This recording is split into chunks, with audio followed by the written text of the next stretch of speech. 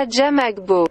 L'arrêt de la Cour de la CEDEAO est déterminant pour le combat futur. La dynamique Monseigneur Kpodzro, DMK, revient sur l'arrêt numéro ECWCCJJUD, 11-22e rendu le 24 mars dernier par la Cour de la CEDEAO dans l'affaire opposant Agbeyom Kodjo à l'État togolais.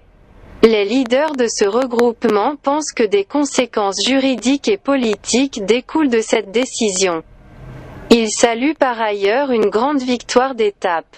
Selon la DMK, la cabale judiciaire contre Agbeyom Kodjo et tous ses camarades doit immédiatement cesser. Cela implique nécessairement que toutes les mesures prises contre le président Agbeyom Kodjo, notamment le mandat d'arrêt international lancé à son encontre dans le cadre de la réclamation de la victoire du peuple à lui confiée le 22 février 2020, sont illégales et arbitraires et doivent être levées. Note le regroupement dans une déclaration lue par son porte-parole, Nabouja Bourahima. De même, la DMK appelle à la fin des procédures engagées contre tous les autres acteurs politiques impliqués dans les revendications de la victoire et exige, naturellement, le retour au Togo d'Agbeyom Kodjo, de Monseigneur Philippe Fanoko Kpodzro et de Marc Mondji en toute sécurité et sérénité. Elle demande également la libération immédiate de Jean-Paul Oumolou et le rétablissement de Dr Kodjo dans ses droits, notamment son immunité parlementaire.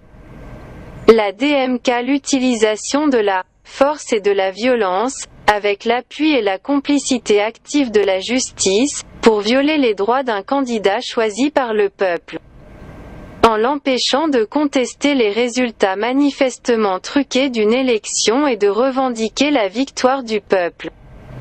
Les juges de la Cour viennent de démontrer implicitement et de manière magistrale que la justice togolaise a été instrumentalisée pour anéantir le véritable gagnant de l'élection au profit du grand perdant de l'élection présidentielle du 22 février 2020.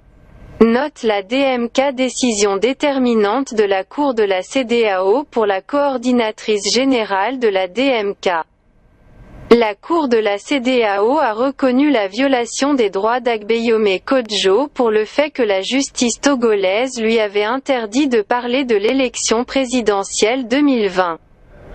Pour Brigitte Adjamagbo Johnson, les juges de la Cour de la CEDEAO autorisent l'ancien Premier ministre togolais à continuer à parler de « la victoire du peuple du 22 février 2020 ». Et si on l'autorise, Agbeyom Kodjo, on nous autorise aussi. De même que tous les Togolais épris de justice et ayant la ferme volonté de ne pas laisser par perte et profit les actes qu'ils ont posés le 22 février 2020, a déclaré Madame Adjamagbo Johnson. La DMK croit que cet arrêt de la Cour de la CEDEAO est déterminant pour le combat futur et l'atteinte de objectifs. À l'occasion, un appel est lancé au peuple, à se départir de sa peur et reprendre le flambeau du combat.